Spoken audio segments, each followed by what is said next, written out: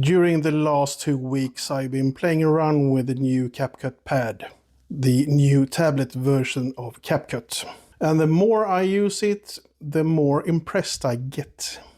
Can I ditch my laptop in order to just use my tablet to edit videos? Let's find out! And if you're new here, welcome, I'm Mattias, I'm from Sweden, home of Fika. I post videos about being productive on your Samsung devices, so if you enjoy this type of content, please subscribe for more. Now, it might be my bias against CapCut that do most of the talking here. I've been using CapCut for at least 5 years now, and I really like to edit my videos in CapCut on the PC. And I find it quite impressive that ByteDance managed to develop this, well, real desktop level video editor for an Android tablet. You know, some YouTubers said that would never happen. Anywho, let's look how things work in CapCut Pad.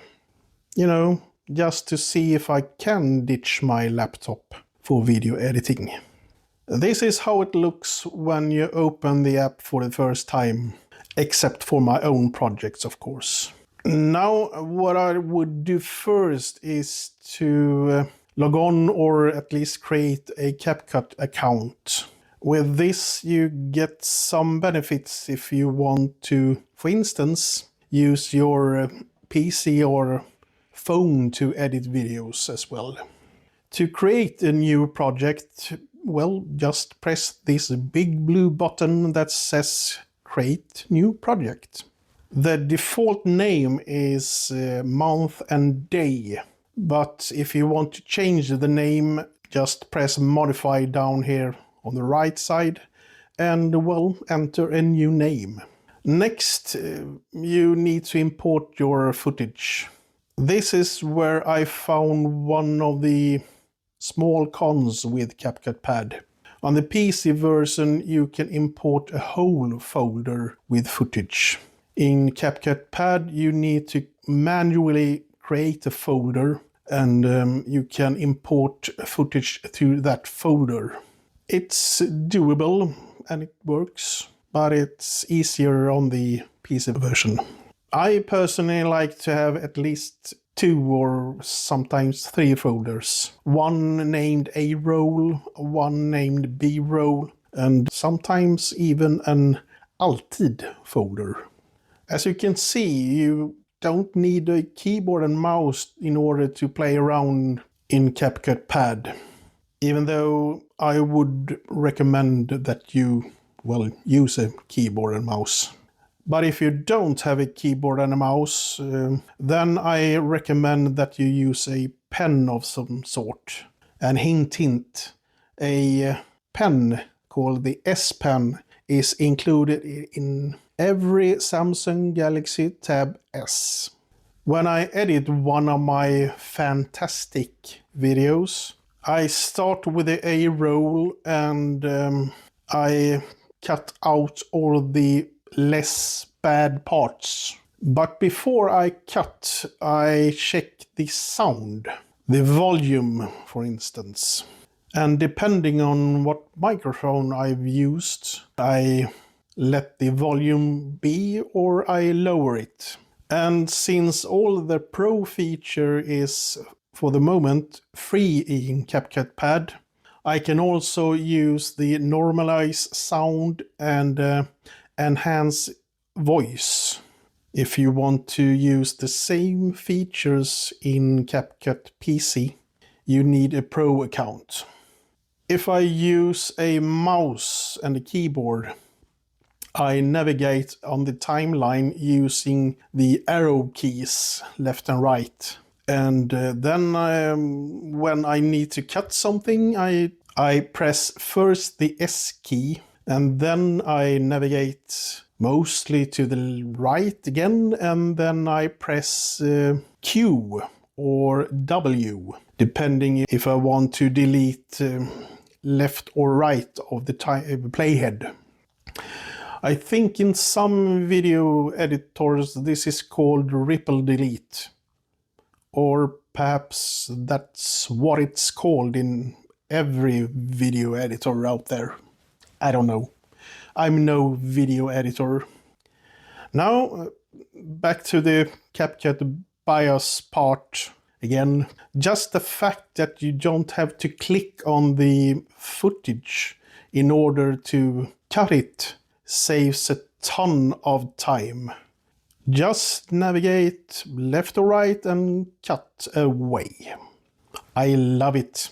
And I love that I can basically edit the same way on my PC as well as on my tablet.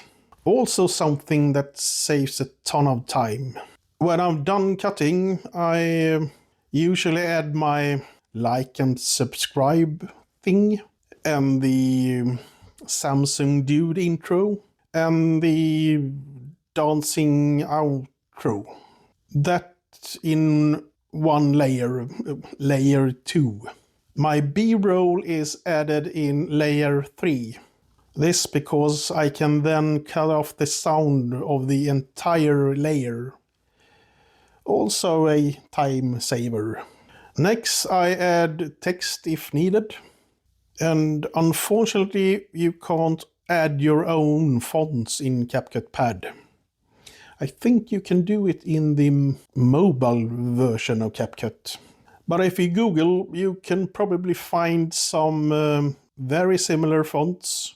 And with a little bit of luck, you can also find these fonts in the font library that you have in CapCut Pad. Last, I add a adjustment layer, and I use a LUT on this adjustment layer. And you can upload your own LUTs if you want. To export the whole shebang, just press export in the upper right corner, and on the pop-up window you can set a few things like which codec to use, of course the resolution, and where to save the file. Now there are a ton of more features that you can add to your edit that I haven't included in this video, usually because I don't use all those features. You know, like stickers and transitions and so on. But since CapCut Pad is free, well, just download it and see for yourself. I don't know if CapCut Pad is available for all Android tablets, but I have installed it on my Tab S11 and my Tab S10 Plus. So I think it's available for at least all the Samsung tablets out there. I don't know about the A tablet, but at least for the S tablets. Well, that's it.